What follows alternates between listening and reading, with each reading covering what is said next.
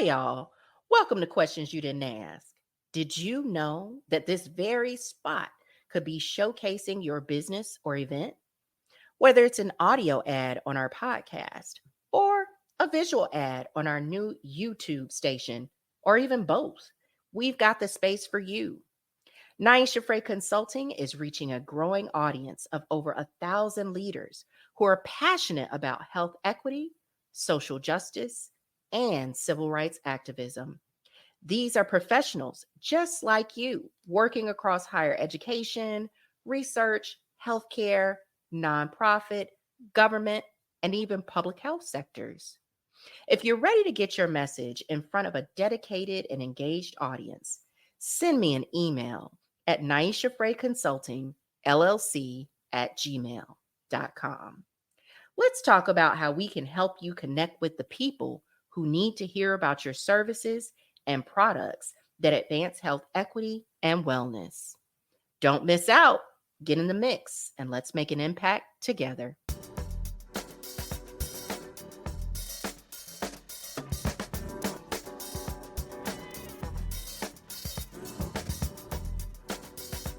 Thank you for joining us on Questions You Didn't Ask for our fourth season. Whether you're a longtime listener or joining us for the first time, welcome.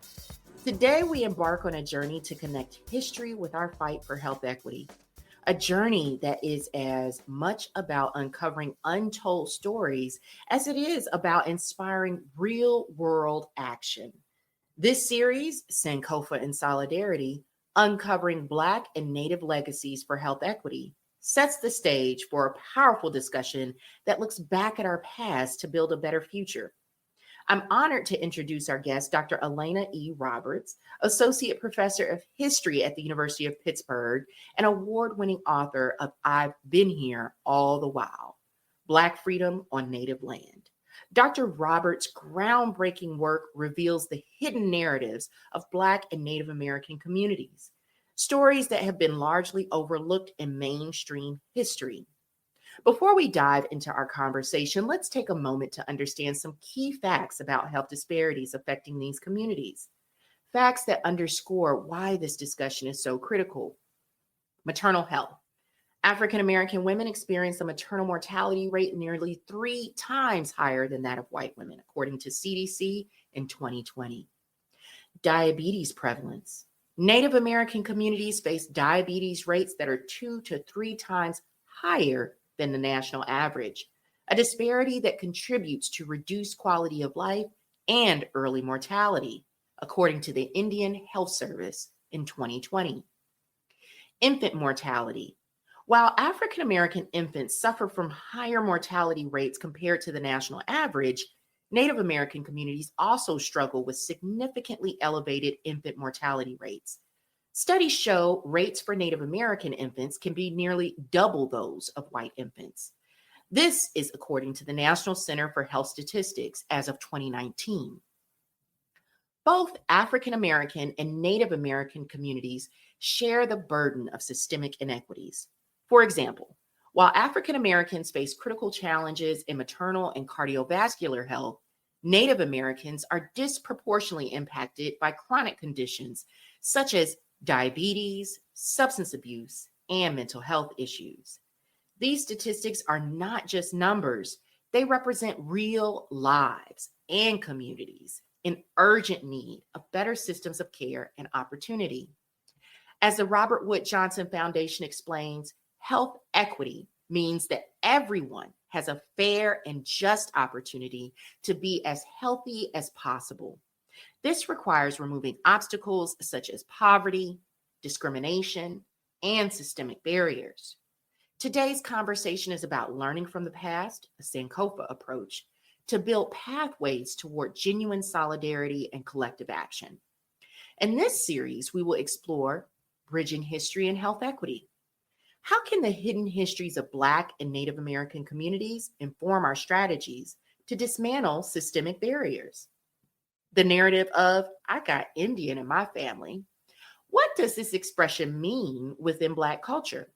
And why does it carry both pride and a call for unity?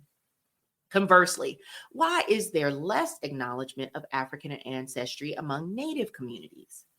Solidarity and collective action. What concrete steps can be taken to forge true alliances between Black, Native, and Latino communities to address health disparities head on? Dr. Roberts' work has been profiled by CNN, the New York Times, The Atlantic, and Al Jazeera, among others. Her research not only challenges mainstream historical narratives, but also provides crucial insights into how social determinants, such as access to quality education, housing, and healthcare, shape the lives of marginalized groups. I began my own journey into these topics as I organized collaborative efforts to advance health equity in Northeast North Carolina, a region where Black and Native communities, despite being the majority, continue to suffer from severe health disparities due to historic and systemic oppression and neglect. Today, our conversation isn't just academic, it's a call to action. We're here to challenge our assumptions, break down barriers, and envision a future where our shared histories empower us to create systems that uplift everyone. As I always say, as leaders, it is our responsibility to dismantle systemic inequities and rebuild systems that uplift everyone. So join us as we break the silence, confront our own biases, and explore the powerful lessons from our past. Let's learn together and forge a future where health equity and social justice are not just ideals, but realities for Black, Native, and all marginalized communities. Thank you for being here. Together, we can transform our history into a catalyst for change. Thank you so much, Dr. Roberts, for joining us today. Let's jump right into this discussion. My first question for you is, my work in public health focuses on community-driven solutions to health equity problems. According to the Robert Wood Johnson Foundation, health equity requires removing obstacles such as poverty, discrimination, and systemic barriers. How does your work as a historian intersect with it? Well, I'm not sure that most people are aware of the fact that both African Americans and Native Americans are facing, similar issues around poverty, around, living in food deserts, discrimination. When people were talking about, police violence against African Americans, like a lot of people were missing the fact that Native Americans also have a huge amount of police violence perpetuated in their communities. So my kind of life's work is really about bringing these historical narratives together to show people that the origins are very similar, that the origins of discrimination against Black people as well as Native people are both based in colonization, essentially. Yeah. So as it relates to that kind of uncharted territory, those connections that usually don't get made in mainstream consciousness or even communications, media, so on. What inspired you to join Questions You Didn't Ask and engage in this discussion today?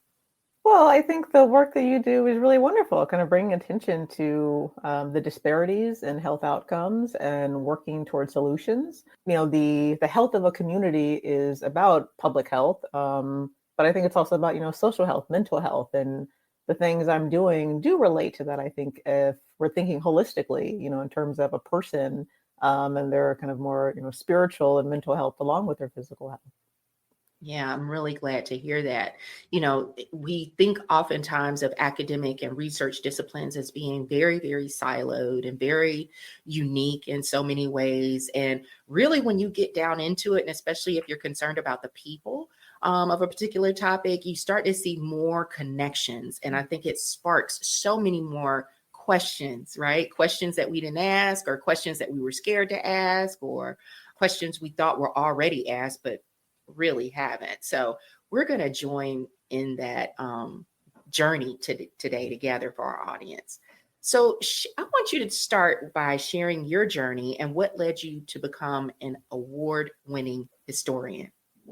A lot of personal angst.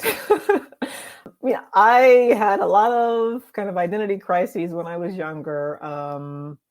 I didn't feel like I fit in a box, and humans are kind of programmed to, put people into boxes based on what they look like or their interests. And so in college, as I was kind of trying to figure out, what clubs do I fit in? And, do I want to join the newspaper? Do I want to join the Black Student Union or a dance troupe or whatever? I started talking to my dad about his family, because to me, I felt maybe if I can figure out, how they felt about their own identity or where they fit, maybe that would give me some sort of insight about myself. And then I discovered that there was kind of this whole history about Native Americans who owned Black slaves that I never knew, that most people I talked to never knew. Even my father really didn't know the breadth of this history. And so I was excited to find out that my ancestors had been kind of in a similar in-between space, not really fitting in any particular box, and that I could be the person, because there hadn't been that much work done on this topic, I could be the person to bring this history to other people and to educate them as I educated myself. Yeah, I think that that also resonates with me in terms of how I came to be in the space that I'm in, and how these formative years and this identity and coming into contact with our history through our parents, through our elders, really guide and direct what gives us that fire, that flame, and helps us to see where can I flourish, not just personally, but also professionally. And so I resonate with what you're saying about, kind of digging in and trying to figure out, who am I and how does this relate to who I'm going to be? So let's start to unpack some of these Black Native histories, because you said the thing, right? The thing that drew me in and was like, oh my gosh, how is it that as a Black woman who was raised in a Black family and deeply involved in the Black community and civil rights, and being very interested in other cultures, other religions, other histories, as well as my own, how is it that I never knew that Native American peoples enslaved African peoples in this country? So let's talk about that a little bit.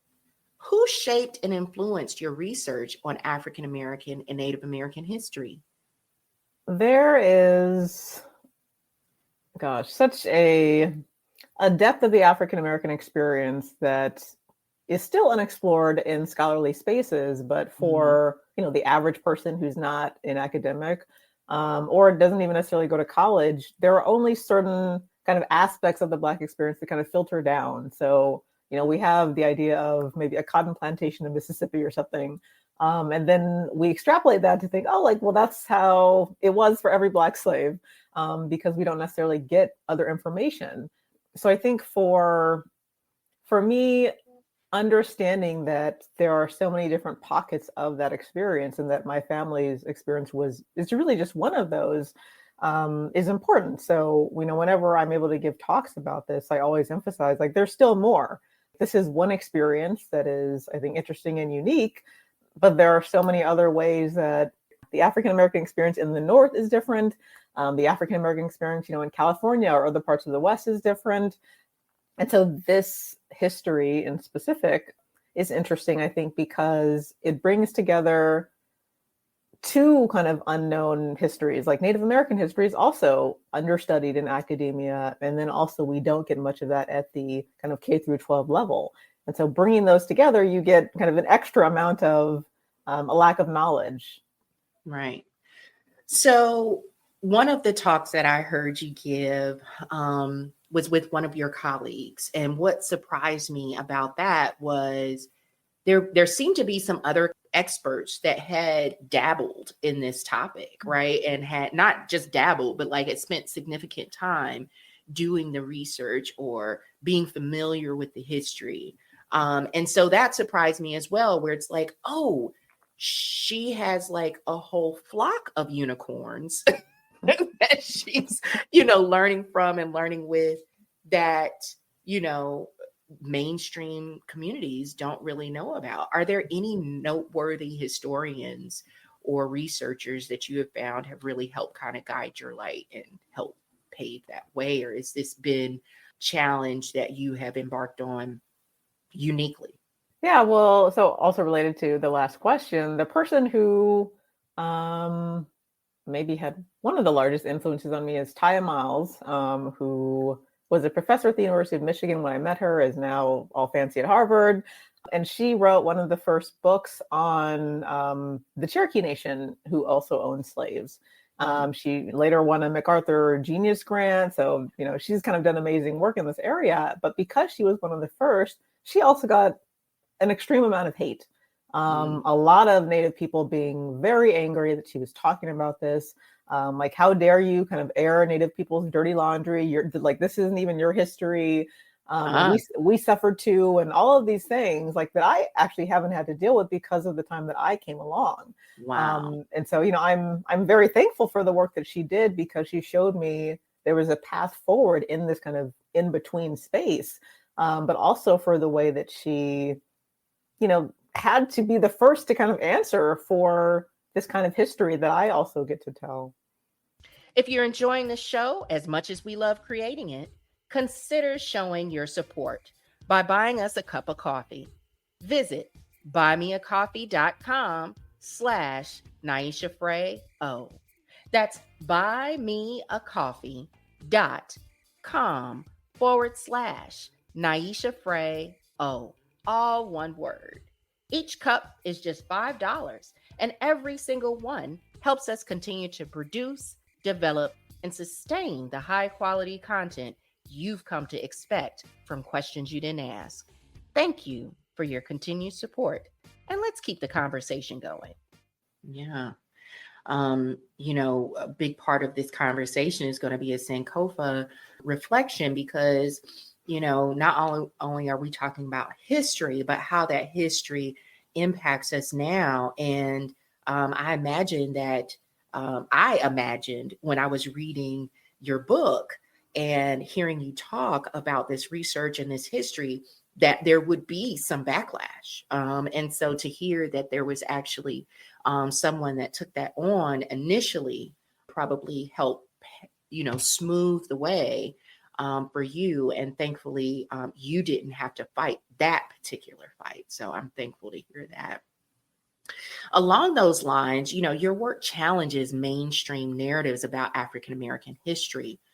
Why do you think this scholarship remains underrepresented in public discourse? Well, so I just mentioned Dr. Ty Miles. Her book came out in 2008. So my book came out in 2021. And in that kind of in between space, there were a few other books published also on the Cherokee Nation, none on the Chickasaw and Choctaw nations, which I focused on, and the nations I have a connection to. And I was so curious about that very question. Like, why does this kind of seem like a topic no one has ever heard of, even though, I know Ty Miles' book, and I know a few of these other works. But I think it's because it doesn't fit easily into a box, and because people want to think of African Americans and Native Americans in very specific ways, both as oppressed peoples. Mm-hmm. And so if you then kind of get into the fact that, yes, Native Americans clearly were oppressed, and yet some of them also oppressed others, it gets a little more complicated. People start to get a little uncomfortable. Well, how can I feel bad for Native people if they also had a slave, And that's something that some people just aren't willing to sit with, that kind of uncomfortable complexity. Yeah. And I think that this is a time where we're having to deal with a lot of uncomfortable things, right? A lot of uncomfortable realities. We're having to look at our community with a different lens and challenge a lot of our assumptions about what we thought was or is, what we thought was or is possible even. And I think that your research, your book is one of those things that makes us, I clenched my pearls several times reading this book. Okay. And for those who know me well, know that I love roses because they have thorns. Okay. I am not a delicate, overly delicate person, but I was clenching the pearls. Okay. And I I've been here all the while, is a part of the title of your book. It's an eye-opening book. It's a sobering book. It will make you angry. It will make you frustrated. It will also give you a lot of aha moments. So, what motivated you to write it, and how has it been received? I mean, we talked a little bit about how, you were surprised that it's been fairly well received, in terms of not getting as much backlash as your counterpart has. But, as I've seen you on different podcasts and promoting your book and sharing in book talks and things like that, there's also some back and forth. How would you describe that reception? Well, I wanted to write this book to tell my family's story. Mhm. That is why I went to graduate school. Like I always say, I would never be where I am, which is, a very happy place right now, if not for wanting to explore this history and wanting to be the one who got to tell this history. So being able to weave my family story into the narrative of the first book was amazing. And I'm very thankful that my publisher allowed me to do that. As for the reception, that was also kind of another, I'm not sure perfect storm is the right metaphor there. It was the exact right time, really. 2021, we had just come out of a year where the United States was discussing racism more than ever before. Right. And so people were more willing then to go in to this more complex topic and say, okay, we're thinking about anti-Black racism at an infrastructural level and at an individual kind of prejudice level in different spaces, primarily still through that white-Black dichotomy. But now here's a book that's bringing another group in and saying, well, look, Native Americans have also been impacted by this racial hierarchy created. And people were willing to engage, and people were willing to really kind of, I think, look into themselves. And I was talking to a friend I made who was Chickasaw, because he read this book, and he said that he really appreciated that I kind of say in the introduction, look, I'm laying myself bare in this book. I'm willing to talk about my family and some of the great things they did, and maybe some of the not so great things they did that impacted other people. And that allowed him, and I think a lot of other people, to say, if she's willing to do this, maybe I am also willing to do this. That's awesome. Vulnerability, right? And showing that, no one group of people or person is infallible, right? We all have our struggles. We all have our triumphs. We all have times when we have been oppressed in some sense, or other times, as what was interesting about this book is seeing that Native American peoples were oppressors and being oppressed at the same time. And that is a very interesting place to be in. And I think I want to go back to, something that I've heard a lot in our community coming up over the years, which is, what does it mean for African Americans or Black Americans? What does it really mean when, when we're describing ourselves, we're describing our families? Our families are so unique. Our family histories are so interesting in that we oftentimes don't have a specific place to point to specifically in Africa. We have more origin story as it relates to here in the Americas because of the way that the transatlantic slave trade and documentation happened, or lack thereof. And so people in the Black community would commonly say, well, we got Indian in our family, and it would explain things like skin complexion. It would explain things like hair texture. It would explain things like health conditions, health issues. It could explain so many different things. And what do you think this narrative, or why do you think this narrative is so deeply romanticized in Black culture? Such a great question. I mean, when I mentioned like that I was looking at my family and looking at these various clubs and thinking, where do I fit? Part of that is because of the way my dad looks. My dad is often mistaken for a white man. And Oh, he never really was interested in family history. Like he didn't know anything that I later found out, but I assumed it was from a white person. And I never would have thought like, oh, some of this comes actually from, Native people. So reconstructing our family tree now, there are lots of white people in it. Don't get me wrong, but native line is also part of that. And so I didn't start as kind of someone who already had that idea of like, oh, there's Native American ancestry in our family. Like I had actually never heard that, but I've heard it from many people ever since I started doing this research. And what I found from talking to sociologists and doing my own research, it really seems that having a Native American ancestor is more attractive than having a white ancestor, because people don't know about the history of Native American slave ownership. So when they say we have Indian in our family, it's more a romantic idea of, oh, one of our ancestors ran away and was sheltered by a Native nation, or, oh, Native and Black people realized that they were both being oppressed by the white man, and so they got together and had a relationship somehow. And this did happen at times, but it was nowhere near the amount of people who were enslaved by Native Americans. And so it's easier to think of a Native ancestor in the same position as your Black ancestor than, unfortunately, the rampant sexual assault of Black women by their white slaveholders or, white men in the community. It's been estimated that somewhere from 40 to 75% of African Americans have white ancestry because of that. And so, that's part of the reason we look so different and we have, features or whatever that come from that ancestry, but it's not something that people want to claim, because it's not a happy story. And it reminds us of that, difficult history and oppression that our ancestors had. Yeah. I definitely resonate with that.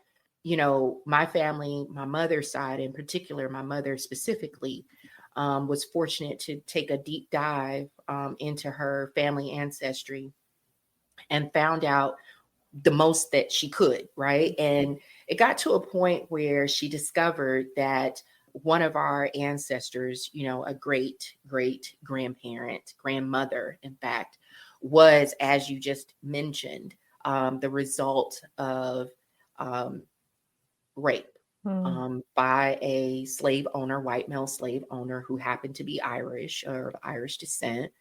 And his solution for that child resulting from, his behavior, his violence onto another woman of African descent, was to send her across the Ohio River into Ohio so that she could be free.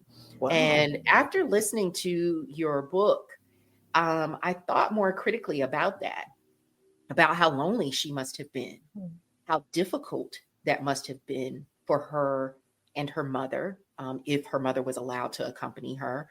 At what age was she sent to live away? What was she given to help her to start on her own way?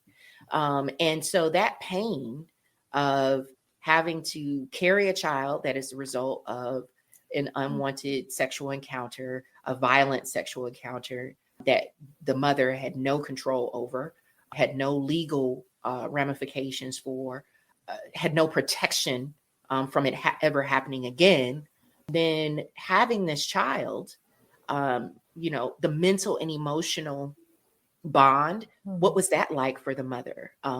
And then also the quote unquote privilege of maybe that child having more European features, or what we consider white features, than maybe her brothers and sisters who did not have the same father.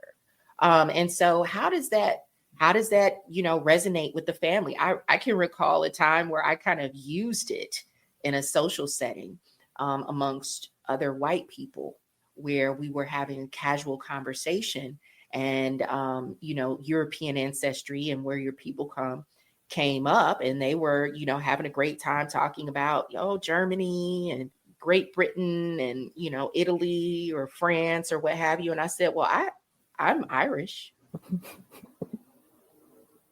And so that made for a very quiet end to that conversation. So I definitely understand where, when my mother found also some traces of evidence that indicated we may also have Native American heritage, that it was a lot, the assumption was that this was probably potentially a more loving type of relationship and not as violent as the other ancestor experience. So on the flip side, Why don't Native American communities express the same level of affinity or acknowledgement regarding African ancestry? I think we never question that as Black people, whether it's, oh, well, I have European ancestry and white people do not tend to acknowledge or wear as a badge their mutual Black ancestry, right? Because it takes two. Right. So if I've got a white ancestor, then you have a Black ancestor, right? And that never gets acknowledged. The same is true for Native Americans. If I have a Native American ancestor, then you have a Black ancestor. What are your thoughts and reflections on that conundrum? See, I love that you've asked me that after your previous question, because no one has ever asked me that before, even though it's the obvious flip side, right? Right. And that's because claiming a Native ancestor today is seen as, like exotic. And as we've said, maybe this connection to this loving relationship or something that signals kind of anti-colonialism, fighting. Whereas an African ancestor, like first you have to acknowledge slavery because that Black person in that period of time likely would have been a slave. No one wants to do that. That's not fun. And then the other thing is that being Black is, to a certain extent, it's seen as like cool.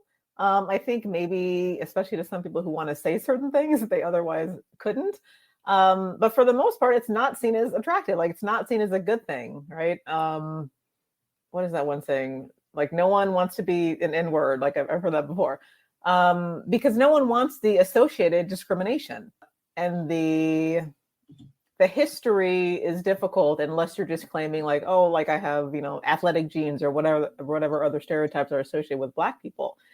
So yeah, the Native ancestor, or why I don't sunburn, or why you have a nice tan, or like yes, no one wants to claim us. Yeah, it's true. It's true, and I think that is something that we are seeing a shift. We're starting to see more of a shift, right?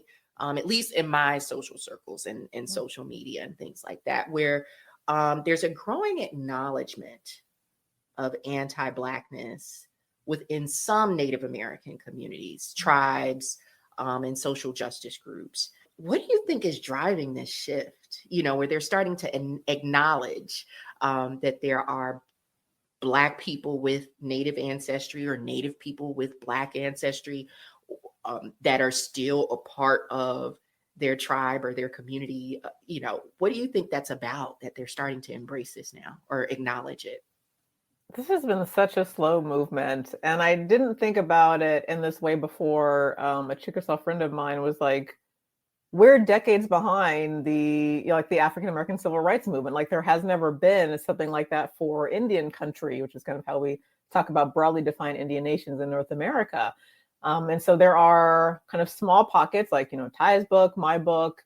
There was in the late 1990s, like 1997 or 1998, there was a Navajo woman who was also part Black, who was in the news because she had won, it was called the Miss Navajo Nation. And so it's kind of like Miss America, except you're supposed to demonstrate all the kinds of ways of being an ideal Navajo woman. So she could weave, she could shear a sheep, she could speak Navajo, like all of the things. And yet she still got a huge amount of racist backlash because the idea was, how can she really be Navajo when like she also looks Black? She has a Navajo grandmother, she can do all of these things. And yet still there was this pushback. And so it's been very, very gradual that these conversations are happening. And I think 2020 and 2021, again, was a time where Native America, broadly defined, was kind of following these conversations and very slowly allowing themselves to think about, okay, Black Lives Matter has also opened up conversations about colonization. People are, toppling Christopher Columbus statues. We can talk about that Native white dichotomy, but, what does it look like if we look at African American protesters and think about our own communities and how people talk about Black people often? And so there was a deep dive, I think, that has died out for some people. But I would like to think that for a lot of activists and a lot of people of the millennial generation, that desire still remains. And I'm kind of hopeful from talking to a number of people when I visit colleges or when I do talks who do say, I still have that desire to learn more about my nation's interactions with Black people and the way we talk and think about Black people today. And so, yeah, it's still around, but just like with the United States and anti-Black racism, it's just kind of gone underground in some ways. That's a wrap on this episode of Questions You Didn't Ask. I'm Niasha Fray, and it's been a privilege to speak with award-winning author Dr. Alaina Roberts. Join us next week as we continue our series, Sankofa and Solidarity, uncovering Black and Native legacies for health equity. See you then.